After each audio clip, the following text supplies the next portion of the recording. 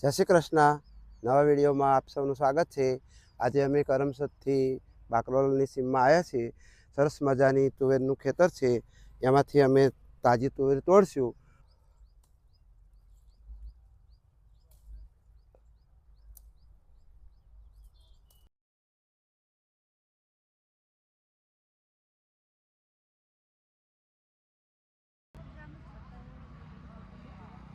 અમે આ દર વર્ષે કરીએ છીએ તુવેરો અને 9મા મહિનામાં ઓરીએ અને 2.5-3 મહિનામાં તૈયાર થઈ જાય છે અને વધુ પાક ઉતરે મળતા સારું રહેશે. કાકા એક વારમાં કેટલી ઉતરે? આ એક વારમાં જો સારી બેસે ને તો વીઘામાં 50 મણ જેવી, ફરી બીજો ફાળો આવે 20-25 મણ પરવણ.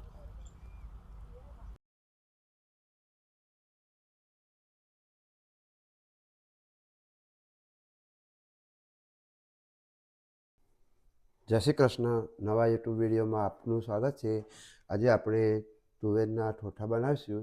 આ છે આપણા કનાભાઈ, જે આપણને બતાવશે કઈ રીતે બનાવવું. તો આજે આપણે બનાવશું તુવેર ઠોઠા. તે કેવી રીતે બનાવે છે એની રેસીપી હું તમને શીખવાડીશ. આપણે સૂકી તુવેરના પણ ઠોઠા બને છે, પણ અત્યારે શિયાળાની સિઝન છે અને લીલી તુવેર મળે છે, એટલે આપણે લીલી તુવેરના ઠોઠા બનાવશું.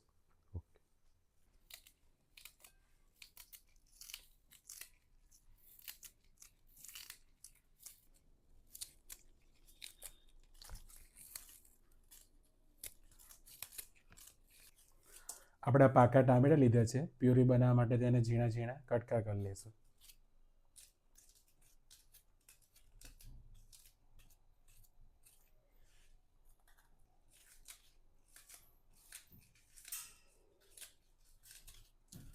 આદુ મરચાંની પેસ્ટ બનાવવા માટે આપણે આદુ કાપીશું.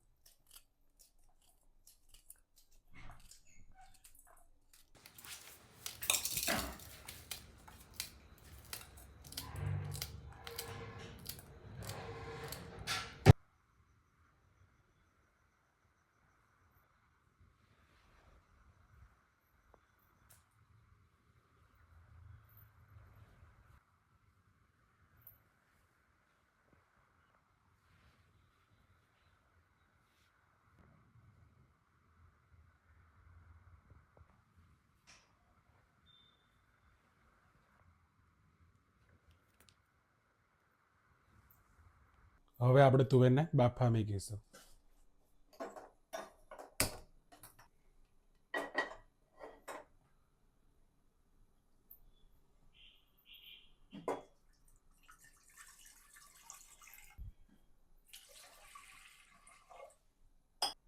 એની અંદર થોડું મીઠું નાખશું. હવે અંદર નાખીશું થોડી હળદર.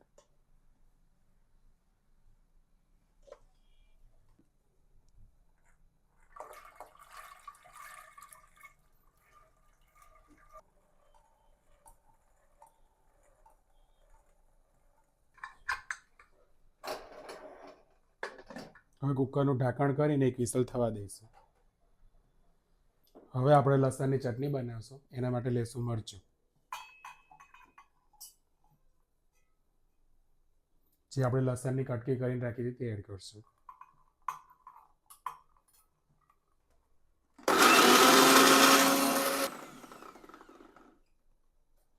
તો તૈયાર છે આપણી લસણની ચટણી.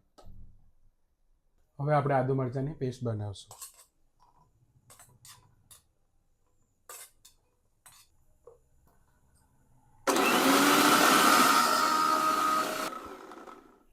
તો તૈયાર છે આપણું આદુ મરચાંની પેસ્ટ. હવે આપણે ટામેટાની પ્યુરી બનાવશું.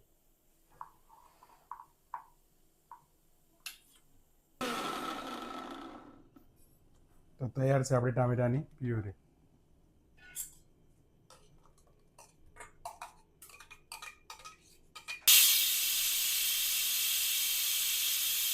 આપણે કુકરની એક વિસલ વાગી ગઈ છે. ગેસ બંધ કરશું અને ચેક કરી લઈશું કે હવે આપણી તુવેર બફાઈ ગઈ છે કે નહીં.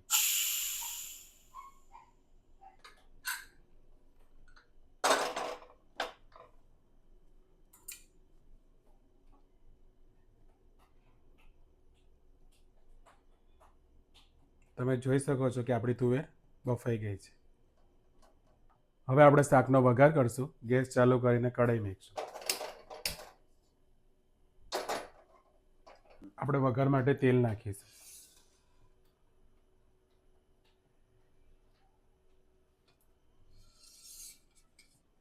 આપણું તેલ ગરમ થઈ ગયું છે, એની અંદર નાખશું જીરું.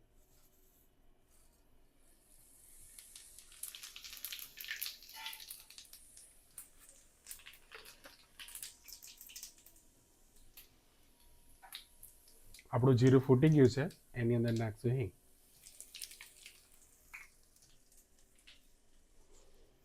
આપણે લીલું લસણ નાખ્યું છે, એડ કરશું.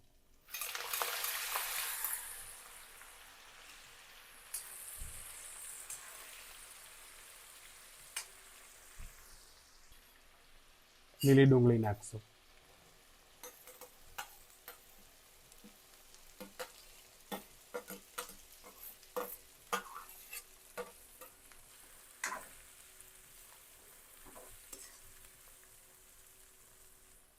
સ્વાદ પ્રમાણે નાખશું મીઠું.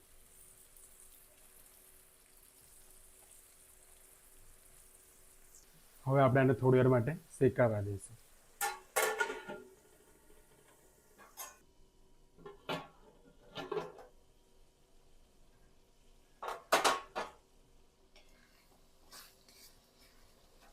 આપણી ડુંગળી થોડી થોડી શેકાઈ ગઈ છે, હજી પાકતા થોડી વાર લાગશે.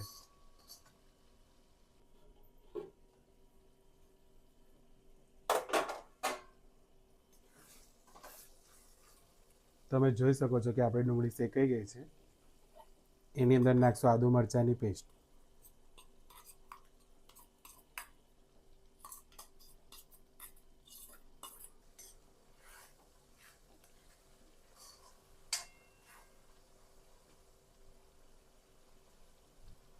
હવે આપણે આને થોડી વાર માટે શેકાવા દઈશું.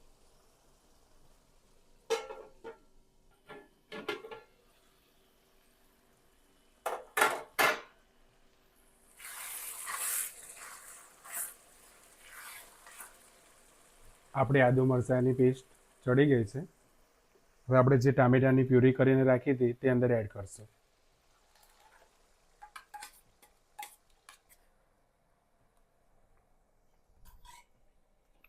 આની અંદર આપણે હળદર નાખશું 1 ચમચી જેવી.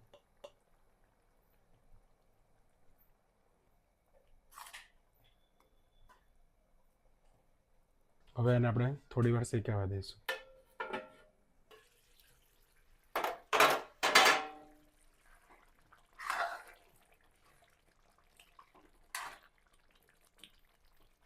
આપણી ગ્રેવી રેડી થઈ ગઈ છે. એની અંદર જે આપણે તુવેર બાફીને લીધી તે એડ કરશું.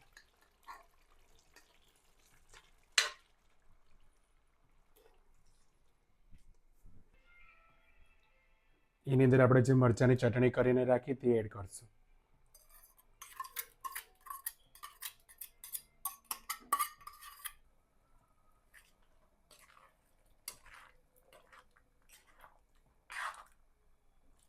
ઢાંકણ ઢાંકી થોડી વાર માટે ચડવા દઈશું. આની અંદર નાખશું આપણે ધાણા જીરું.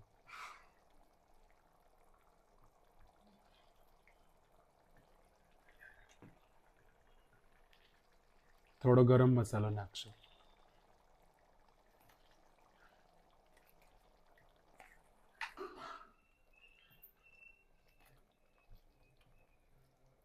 ઢાંકીને થોડીક વાર માટે ચડવા દઈશું.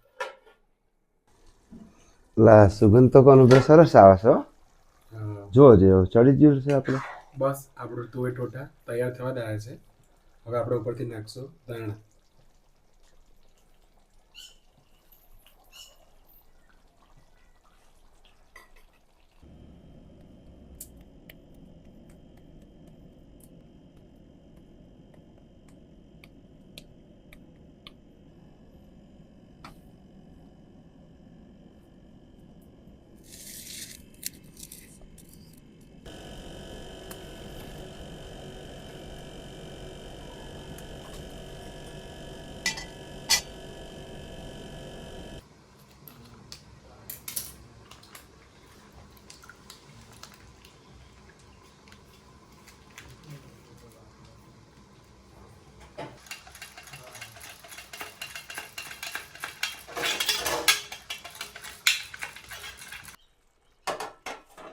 તો તમે જોઈ શકો છો મિત્રો કે આપણા તુવેર ઠોઠા તૈયાર થઈ ગયા છે. જોતાં જ મોઢામાં પાણી આવી જાય એવા. તો ચલો હવે આપણે બધા જમવા બેસીશું. તો ફાઇનલી આપણા તુવેર ઠોઠા રેડી થઈ ગયા છે. તુવેર ઠોઠા છે, સેવ છે, સલાડ છે, પાપડ છે, બાજરીનો રોટલો છે, બ્રેડ છે અને છાશ. તો હવે આપણે બધા જમવા બેસીશું. સરસ વેરી ગુડ.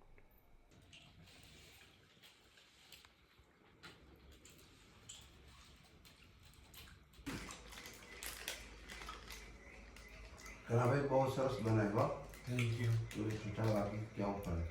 બિટ્ટુભાઈ કેવું લાગ્યું તમને? એકદમ જોરદાર, ધ્રુમિલભાઈ તમને? બહુ જોરદાર. અને એમાં લસણની જોરદાર.